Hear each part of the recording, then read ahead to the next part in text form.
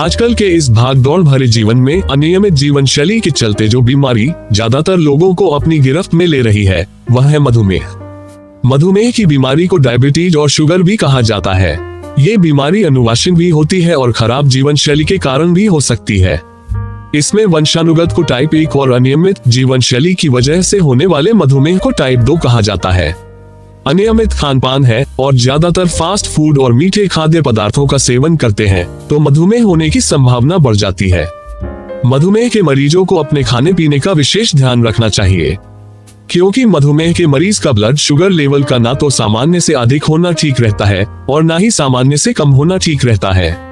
ऐसे में इसकी जांच कर लेवल का पता लगाते रहना चाहिए। अगर मधुमेह का लेवल बहुत ज्यादा बढ़ जाए या फिर बहुत ज्यादा कम हो जाए तो दोनों ही स्थिति में मरीज की सेहत पर खतरा मंडराता है। ये दोनों ही स्थितियां जानलेवा मानी जाती हैं। जब शरीर के पैंक्रियाज में इंसुलिन की कमी हो जाती है, मतलब कम मात्रा में इंसुलिन पहुंचता है, तो खून में ग्लूकोज की मात्रा भी ज्यादा हो जाती है। इसी स्थिति को डायबिटीज कहते हैं। इंसुलिन की बात करें तो यह एक तरह का हार्मोन होता है जो शरीर के भीतर पाचन ग्रंथि से बनता है। इसका काम भोजन को ऊर्जा में बदलना होता है। ऐसे में इस बात का विशेष ध्यान रखना चाहिए कि मधुमेह के मरीज कब और क्या खा रहे हैं। इससे ब्लड शुगर का लेवल नियंत्रित रहता है।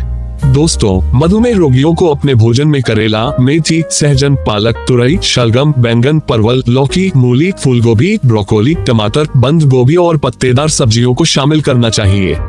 फलों में जामुन, नींबू, आंवला, टमाटर, पपीता, खरबूजा, कच्चा अमरूद, संतरा, मौसमी, जायफल, नाशपाती को शामिल करें।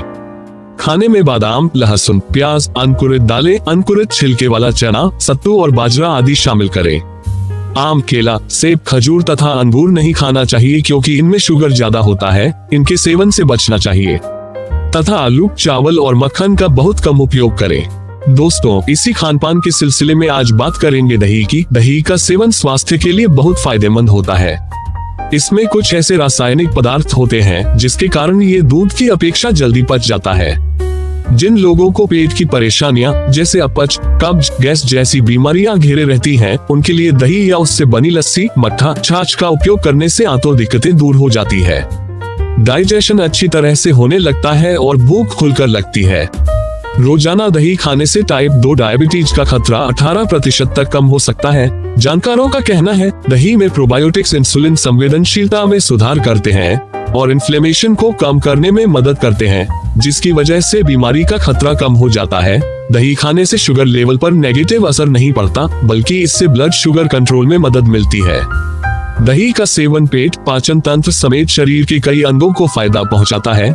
दही में मौजूद पोषक तत्व जैसे प्रोटीन, कैल्शियम और प्रोबायोटिक्स गुण शरीर को बहुत फायदा पहुंचाते हैं।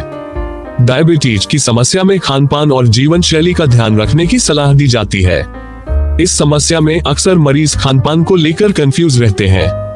गलत डाइट का सेवन इस समस्या में परेशानी को बढ़ा सकता है। डायबिटीज में दही खाने को लेकर भी मरीज कंफ्यूजन की स्थिति में रहते हैं। तो दोस्तों, आइए आगे के वीडियो में विस्तार से जानते हैं क्या डायबिटीज में दही खाना चाहिए या नहीं और इसको खाने का सही तरीका क्या है। दही को उबालकर या भाप में पकाकर खाने से उसमें वसा, चीनी और नमक की मात्रा कम होती है। हालांकि आयुर्वेद के मुताबिक सूर्यास्त के बाद दही नहीं खाना चाहिए।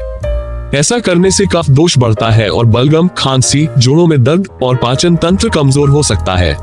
मधुमेह के रोगियों को दही इस प्रकार से खाना चाहिए। दही को सादा खाना चाहिए और इसमें चीनी या नमक नहीं मिलाना चाहिए। बाजार में मिलने वाले पैक दही से बचना चाहिए। घर का बना दही बेहतर होता है क्योंकि इसमें मिलावट कम होती है। दही को साबुत अनाज, फलों, सब्जियों के साथ मिलाकर खाना चाहिए।